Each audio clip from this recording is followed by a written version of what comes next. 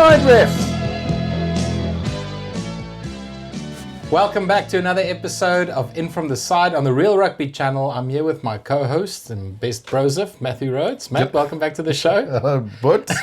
Nice to see you, buddy. Good to see you too, my man. How you doing? Yeah, not too bad, not too bad. It's been a busy Monday. It's been busy for all of us. But I love the priorities. We are not skipping the show. Rain, snow, sleet or hail. You can call us the postman because we're getting this done. We will get this done.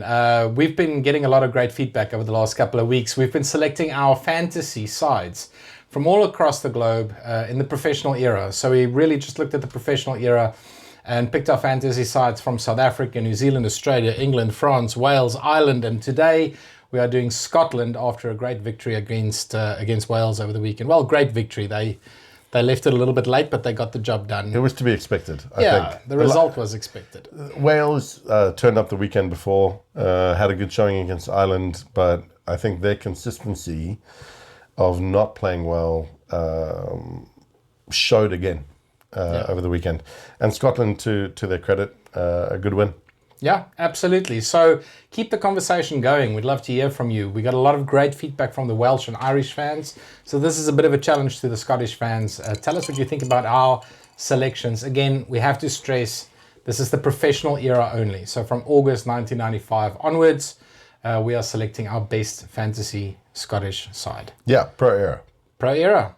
Let's get into it, Matt. 100%, brother. Okay, as usual, we start off with the back three. Who did you pick? So it was a tough one. There were some good fullbacks, but for me, Hoggy, I love the way he plays. So I went Stuart Hogg at 15. I think one of Scotland's greatest fullbacks, amazing counter-attacker, really good at reading the game. And again, you have to be in that position. Yeah. 100 caps, 171 points, and he was 3-time Six Nations Player of the Championship as well. So unbelievable.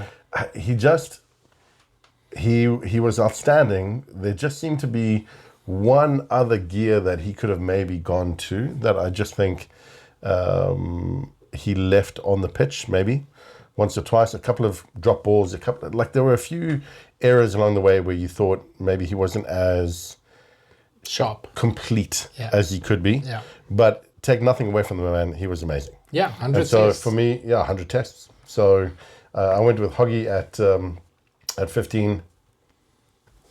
Wings was difficult. Wings was difficult, but I was struggling. I thought Tommy Seymour had it in the bag. Again, 55 appearances, 100 points and 20 tries is a great return, but I couldn't leave out Darcy Graham. So Darcy Graham and then Duan van der Merwe. Interesting. So my three at the back, Stuart Hogg, Darcy Graham, Duan van der Merwe, recent players, but I thought that they all warranted. Duan van der Merwe, 48 appearances only, but 155 points, 32 tries, just like already an amazing return. And again, we all know how great he is. He's just explosive and dynamic with the ball in hand. Darcy Graham can be said the same. 29 tries. Again, small, diminutive, low in the water, like trickier than a bag of eels. I love the way that he plays, and again, great finishing. Great finishing. I think this might be one, I say this every week, and maybe sometimes I'm wrong, sometimes I'm right. I think this is one where the audience might disagree, because I rate Darcy Graham. I think he's a great player. So I did go Stuart Hogg at fullback. I think without a doubt, the greatest fullback in the pro era. I don't think of all time. I still think a guy like Andy Irvin, even Gavin Hastings was probably better at all time. I would have picked Hastings all time but, over him. But in the pro era, definitely Stuart Hogg. I think Blair Kinghorn, Chris Patterson, all in with a shout. Yeah. But he was the standout, great counter-attacker. He was proper. If you gave him space, he's gonna hurt you. You do that at your own peril, right? He will hurt you. Wing, again, so many great wings. Again, Chris Patterson, Tommy Seymour, Kenny Logan. Shawnee Maitland. Yeah, Sean Maitland, Kyle Steyn. I had Darcy Graham on my shortlist, but I didn't go with Graham. I went with Duan on the left wing just because of his try-scoring record. Yeah. And he always seems to turn things on against England. He never plays a bad test against England, but had to get Duan in purely because of his try-scoring record. And then on right wing, I picked Sean Lamont. Okay. 105 tests. 70 points. Great player. Maybe not the return of a Darcy Graham, but he played in a period where Scotland, weren't Dominant. that great. Yeah. And he was dominating that position. So He dominated. He dominated. Yeah, exactly. But like physical. In a struggling Scottish side. So Big boy. had to make space for Sean Lamont. I did a bit of research online as well. He's highly rated amongst Scottish fans. They seem to like him, but it was a toss-up between him and Darcy Graham. So we'll have to see what the guys say. For me, it was either Darcy Graham or Tommy Seymour. Tommy Seymour, as I said, 55 appearances, 100 points. He was a clinical finisher, man. Excellent under the high ball too. Really, really good. He's really rated in Scottish fan circles as well. But Darcy Graham, just for me, at the moment, is stand up. So he is, and it's a big debate about who's a better wing. Him and Duan. Luckily, they play with each other and not against each other. They don't vie for the same position. But hard to leave out Duan. I know he's South African, so we're maybe a little bit biased. But geez, he's just unbelievable. When he came on the scene, he just hit the rugby scene like Lomu did in 95, honestly. But who in Scottish rugby, in the pro era, in that position has had as much of an impact, as you say, you're talking about him in the same breath as Lomu, but I mean, he came on, am I right in saying that he was picked for the Lions before he was picked for... no, he had a handful of caps. He probably played less than 10 tests before he played for the Lions. Again, he was like early doors in his Scottish, and they were like, you're in there, boy. Get him in. Yeah, and he's proven himself time and time again. Whenever he gets the ball, he's a strong carrier. He's explosive. He's exciting to watch. And as you say, he tears teams apart. So he's definitely in there. Absolutely. And I think the one thing that frustrates me, we talk about this a lot about Scotland, is every year there's a lot of talk around this team. This is the year. They're going to do it. They're going to win the Six Nations. They never do. But Duan is always the one guy that always plays a good game. Yeah. He's hardly ever quiet. He's busy, industrious. I love it. Yeah, he comes off the wing and he looks for the ball. Yeah, okay. So you went Darcy Graham. I went Sean Lamont. We'll see what the comment section says. It's interesting. Midfield, I think I threw... Mine's going to be very interesting, but who did you pick? And who's going to get the wingers the ball? So it was tough for me, but I went inside centre. I went Gregor Townsend. Oh, I love it. I love it. You go the same? We'll see. Okay. And then outside centre, I couldn't not put him in Hugh Jones. Oh, dude. No ways. I went exactly the same. Get in there, boy. And I thought I was going to go left field with Gregor Townsend at 12. But he played 12 often. He did. And right? It was also hinged on the fact of who I went with my fly half. Absolutely. But I couldn't leave Gregor out. I love Gregor Townsend when he played at 10. First of all, right? Fantastic fly-off. Fantastic fly-off. Really good reader of the game. Very tactical player. And he marshaled the game well. But if you're not going to have him at 10, and he played so often at 12, then him alongside Hugh Jones, I think, would be just the most amazing. They would be potent. Yeah, they would be. Absolutely. No, I love that. Go for it. Gregor Townsend, 82 appearances, 164 points. And this is the thing for me, he had not as many points as you would expect maybe a fly half to have, and maybe it was because he played at centre more often than someone should, who was owning that fly half position. But to have that kind of technical nous, that knowledge, that ingenuity, that innovation, playing at sort of 12 as opposed to playing 10, coming in at second receiver, shifting the ball, shifting the contact, I think he'd be amazing. Dude, he'd be awesome. I mean, I remember vividly a couple of commentators, Tony Johnson and the guys in New Zealand, when Scotland toured there in 96 and 2000, they spoke about the Townsend pass. Like he had a pass named after him, which is just that delayed pass. You don't give it immediately, you just wait for that little bit of space to open, and then you pass it off. He was a fantastic playmaker. And I think in that 12 channel, with a strike runner like Hugh Jones next to him, they'll carve up the defences. And Hugh Jones, probably when he made his debut for Scotland, when he was still playing for the Stormers, he was good. And then he sort of went away for a little bit. He did. And then he came back the last couple of years. And in the last 3-4 years, he's been the standout 13. 100%. Honestly, in the Northern Hemisphere. Yeah. And if they don't pick him for the Lions, then I don't know what Andy Farrell is smoking, because he is that good. He should be the starting Lions 13. I think so. Without I'll a back doubt. you on that. Yeah, without a doubt. Like, he's played, and as you say, consistently the last handful of years. He has been so strong with ball in hand. He runs hard. He finds the gaps. He's very good at running good lines as well. And he's very hard to bring down.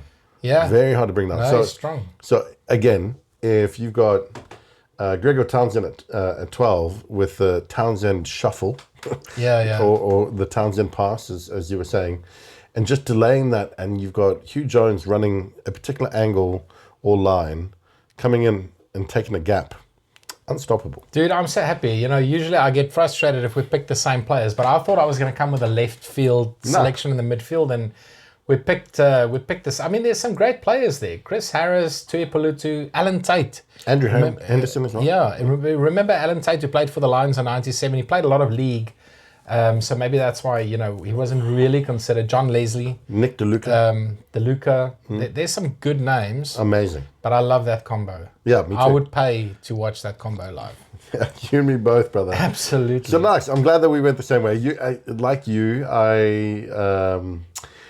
Sometimes I feel like we rob ourselves when we pick the same players.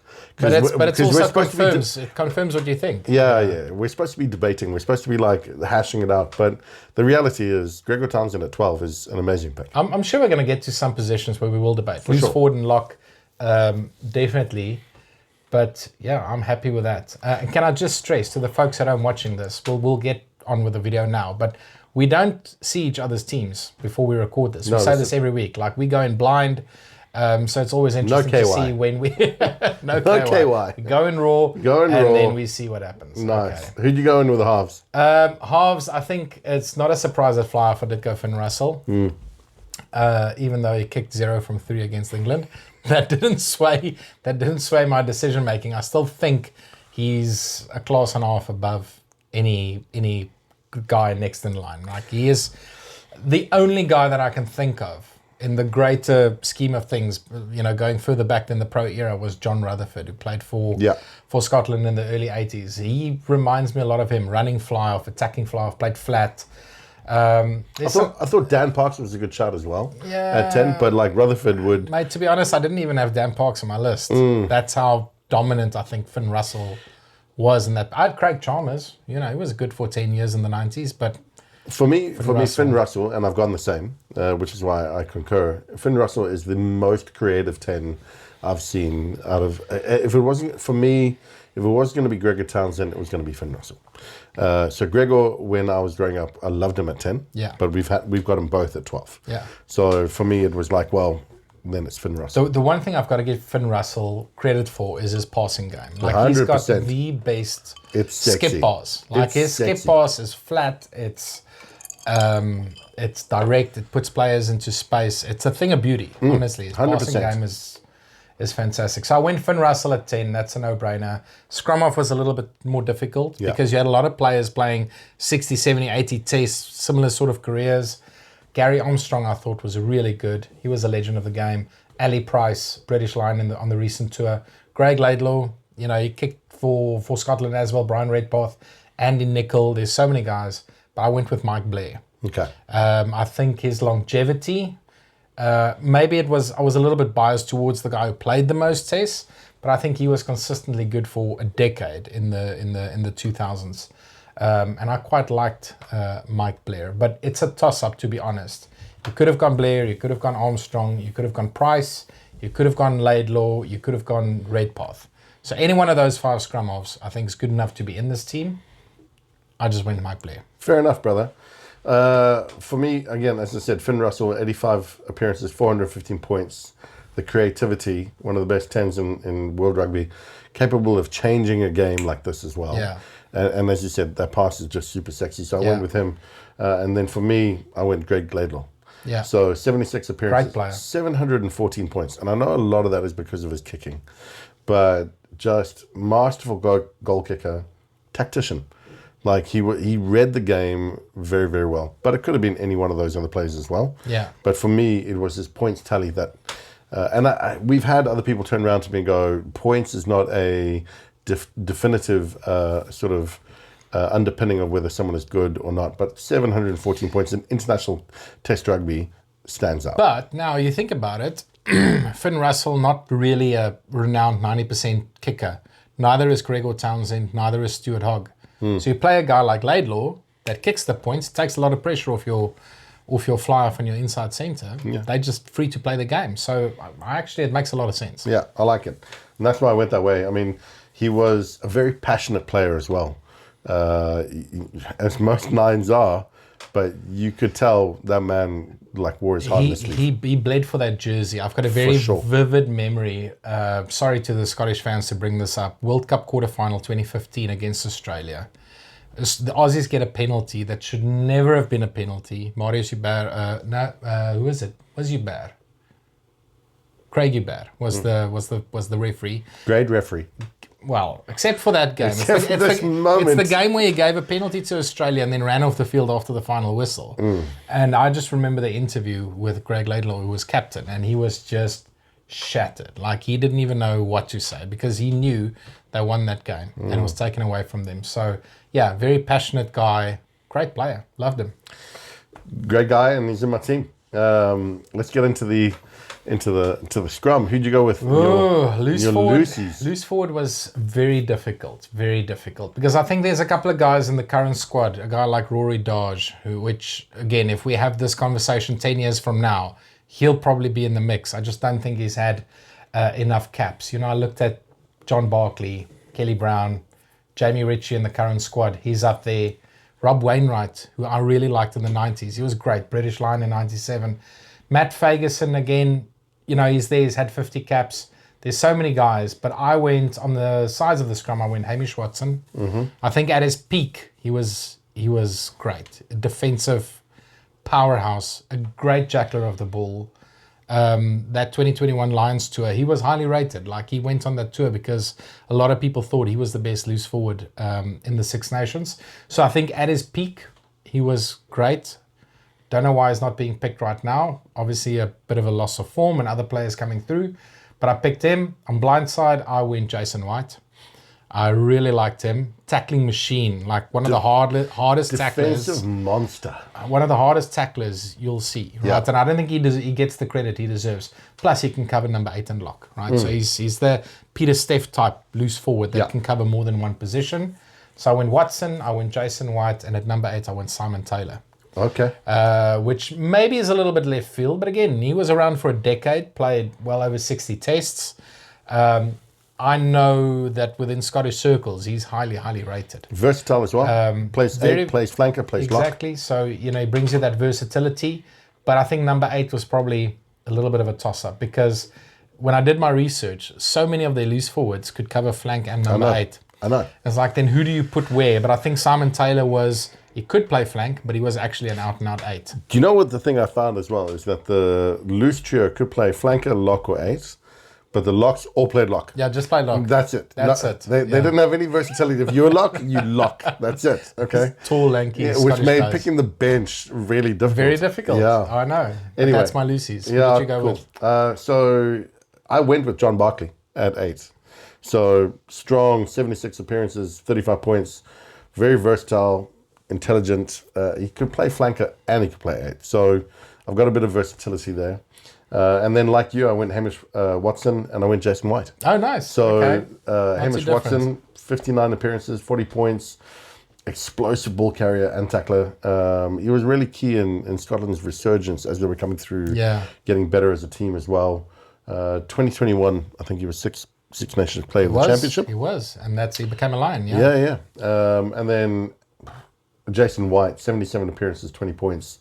Like I said, defensive monster. He was Scotland's captain in the mid-2000s he was captain for a long time. Rato is one of the hardest hitters. Like, you wouldn't want to get tackled by him. You talk to any of the players that played with and against him, they'll all name him as this guy is like Marco van Staden. He will tackle your lights. Like Lem. Yeah, exactly. He will just cut you down. Yeah. I'm not going to lie. John Barkley, I considered. Great player. Like, He's whenever South Africa plays Scotland, or whenever he's a pundit on TV and talks about South Africa, I always get the sense that he's not very pro South Africa. He's very critical of us, which is fine. That's his prerogative. But I'm not going to lie. I think that had a bit of an impact in me picking him for my fantasy side. Fair. He didn't even make my bench, but he was a good player. no, I'm the opposite. I really liked him as a player. I really like him as a pundit. As a pundit. So, as a commentator and as an observer of the game now, I think he gives fair assessment. And maybe you think that there's a bias towards South Africa in a negative way, but generally speaking, I think when I've watched him, I think he gives a fair assessment. So that didn't sway me. I looked at his stats, I looked at his play. I just liked the way that he played. Okay, fair enough. Yeah, and again, I like Simon Taylor. Taking opinion out of it, I still think it was a better 8. So, yeah, no, fair enough. Okay, so and then we went to obviously the locks, and I got to be honest here, I struggled with the locks because the locks were all very good. It's almost as if all of them, the Scottish boykies bought some locking, and again, no versatility. It wasn't like Peter Steff. It could be lock, could be flanker, could be. These oaks were all these big, yeah, Celtic William Wallace types. Warrior type big guys. Yeah. You know, yeah, exactly, and not any that were beyond 100 caps, and not any with like 150 caps like Alan Wynne-Jones, right? But no one really dominated. No one really dominated, but they were all bloody good in their own right. So for me, a bit of a tough one, but I went Richie Gray and I went Scott Murray. This is you the same. You did. I went Richie Gray and Scott Murray. Champion. But it was, that wasn't just off the bat. Yeah. I had Dottie Weir in there for a bit. And I thought, you have to pick Dottie. He's such a legend of the game. And I know. Whenever I pick a fantasy side, it's not just on form. It's like, what did he mean to the game? And what did he, the legacy that he left. And I think Dottie Weir but is up there. Emotion's there. That'd be an emotional pick, I think. It is. It's still a little bit raw, the 61 appearances, Dottie Weir, 19 points. Like, he was a great man for Scottish rugby and for Scottish folklore in terms of rugby terms. His passing obviously has had a further impact on that, but I thought pound for pound he wasn't as good as Richie Gray. Probably not, but he was a great team man. I'll show 100%. I'll show this clip on the video. There's a behind the scenes documentary about the 97 British Lions. If you haven't watched it, Matt, I need to give it to you. And there's PR training that they're doing, press training, like how do you answer questions if the South African press gives you a hard time, and they're acting this out. And they asked Dottie Weir, it's like, oh, we saw you at a nightclub the night before a test. Can you tell us anything about it? And he just sits back. He's like, mistaken identity. Dottie Weir, you were seen by a group of South African journalists in a nightclub in Port Elizabeth around midnight on Friday. Now, you weren't playing on Saturday, but it was our understanding that the team management had put a curfew on for everybody at 11 o'clock. There's no suggestion that you were actually pissed, but you had a few beers. Mistaken identity.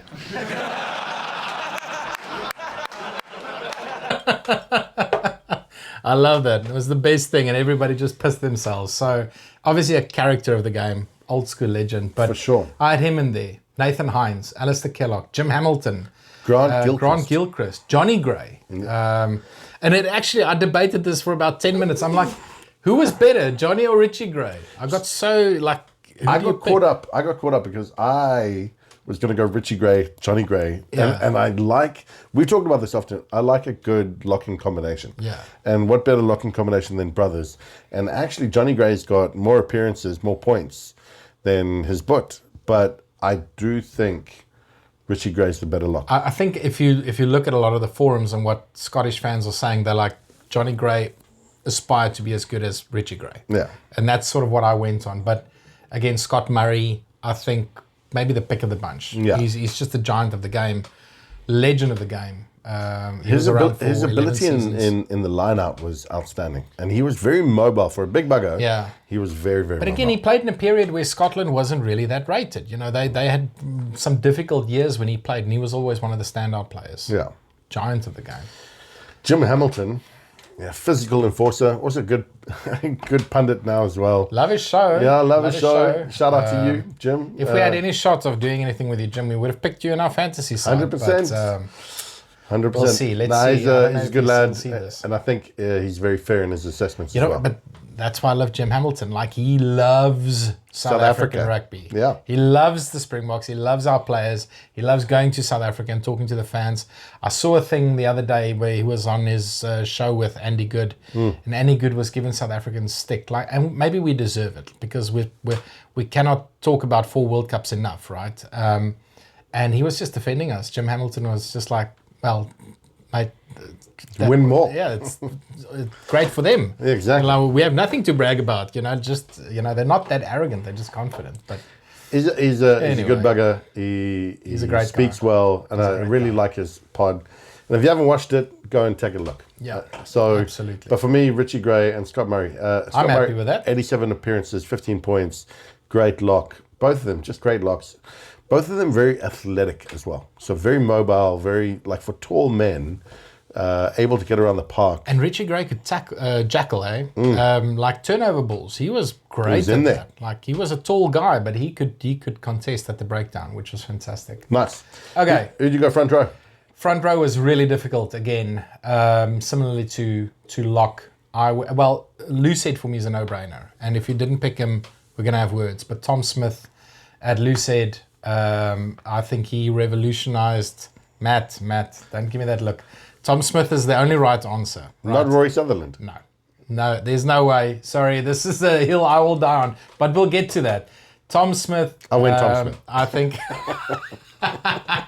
You arsehole. Yeah. No, 2 Lions to He's a us. legend. But he's one of those guys where he almost played better for the Lions than he did for Scotland. Like, when they picked him in 97, that was his first season playing international rugby, and he killed us in the scrum. Like, he gave Adrian Garvey Garv, sorry if you're Sorry, watching Garv. this, but he did give him a hard time in the scrum, but he was that good. Had to go Tom Smith. Technical, as a loose head, outstanding. Awesome. One of the best ever. Yeah. Like, not spoken about enough, and also someone we lost, too soon, unfortunately. But fantastic player. Tight head was a little bit difficult.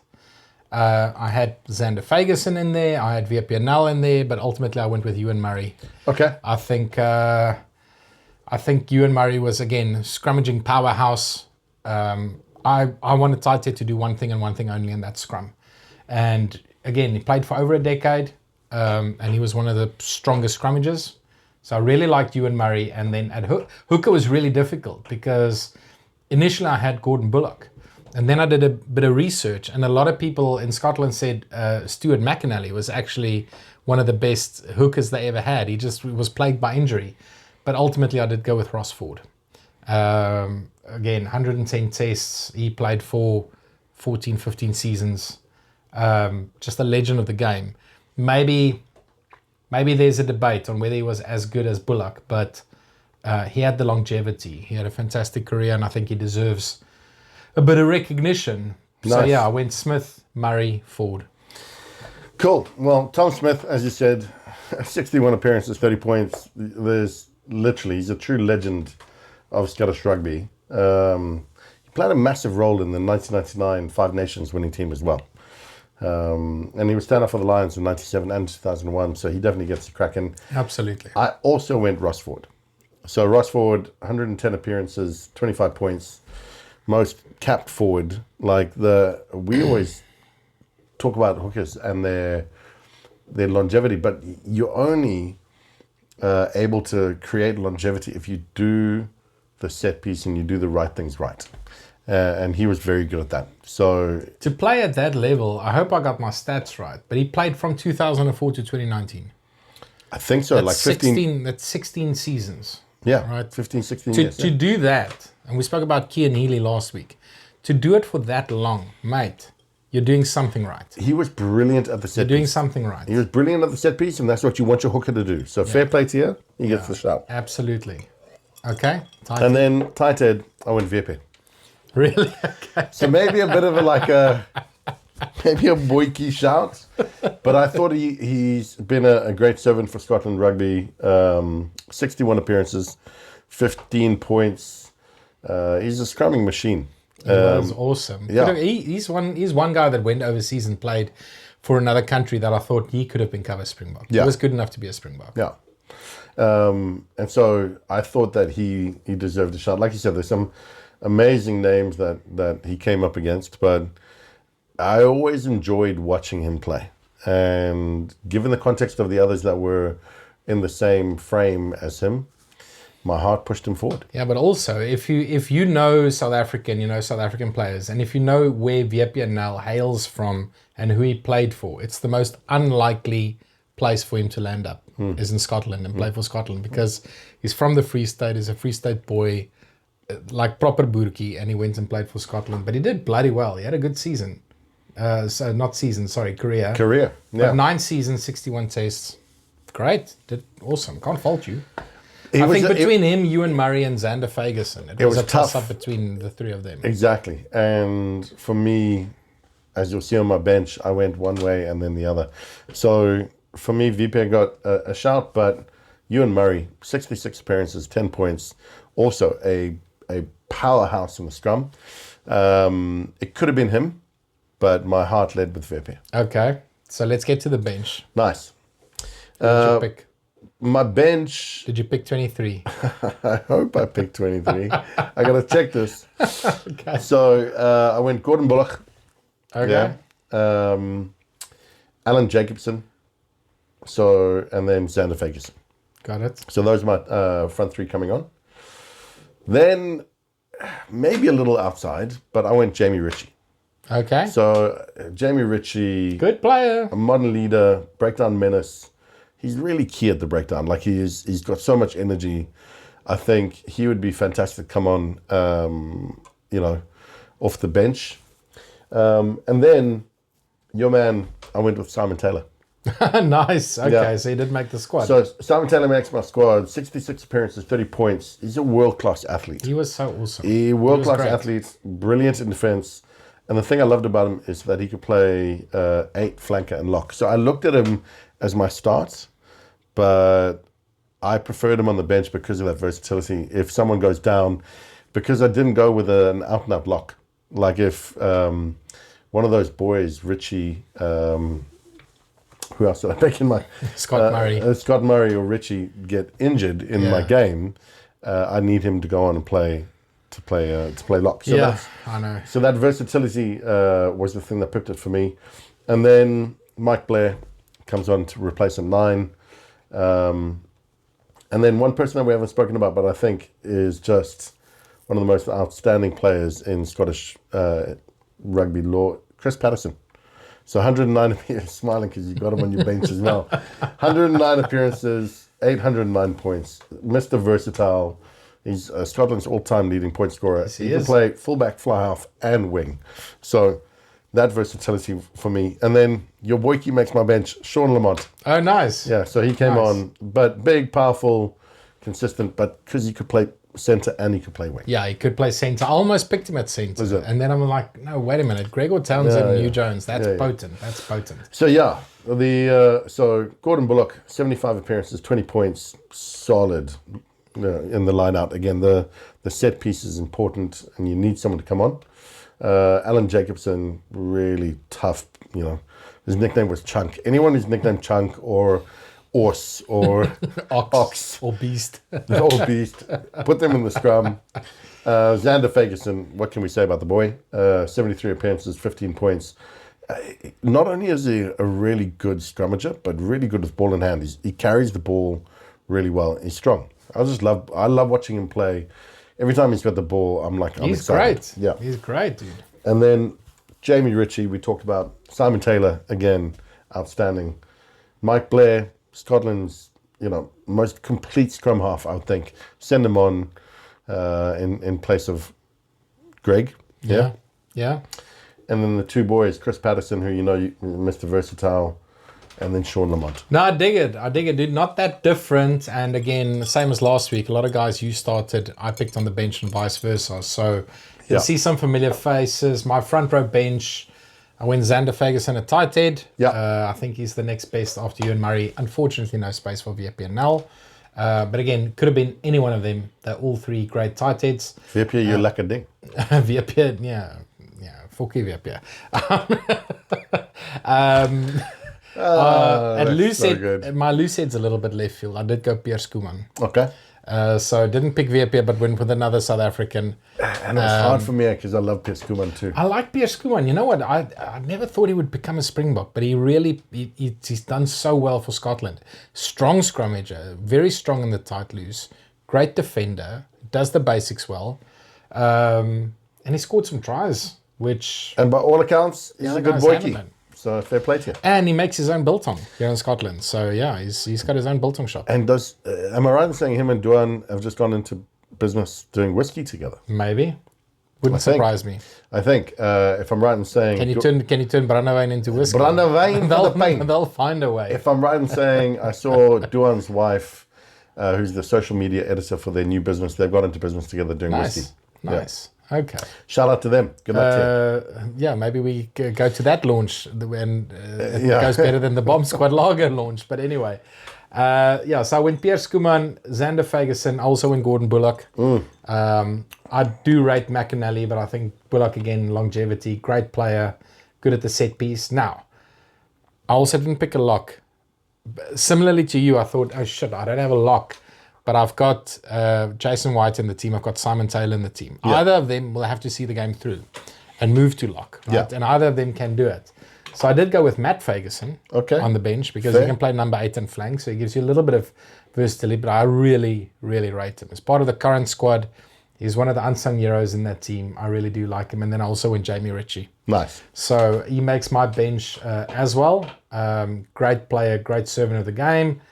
You picked Mike Blair on the bench. I picked Craig Laidlaw on the bench. So I think, again, it's a toss-up, mate. Between these scrum offs, you could have picked any one of a list of 5 players.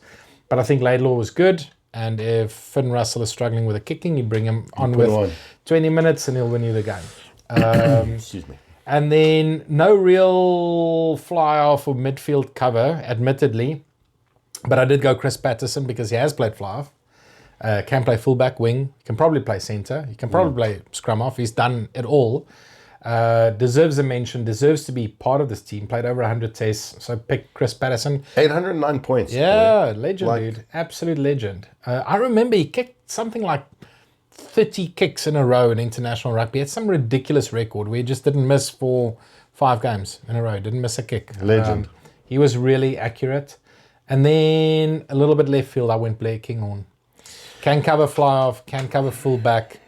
I do like him. He's a shoo-in for the Lions this year. He has to go to Australia. He has to. But such a dynamic runner with ball in hand. Fantastic strike runner. Great on the counter-attack. Can play fly-off. Has played fly-off for Scotland with great success when Russell wasn't around. So had to get him in my side. I don't think that's a bad shout. I really like him as a player. For me, the only reason I left him out is because I don't think he's had the longevity to qualify for all-time pro era, Yeah. pro era.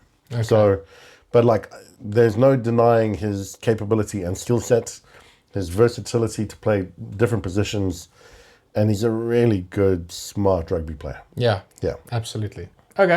Okay, so those are our benches. Yo. 2 great teams, dude, and they're not that different. No. I thought it would differ a lot more because Scotland was really difficult to pick. Yeah, it was in certain positions, but I think what we've seen in the last shows as well. If you haven't seen our last shows, go and take a look. It's on the channel.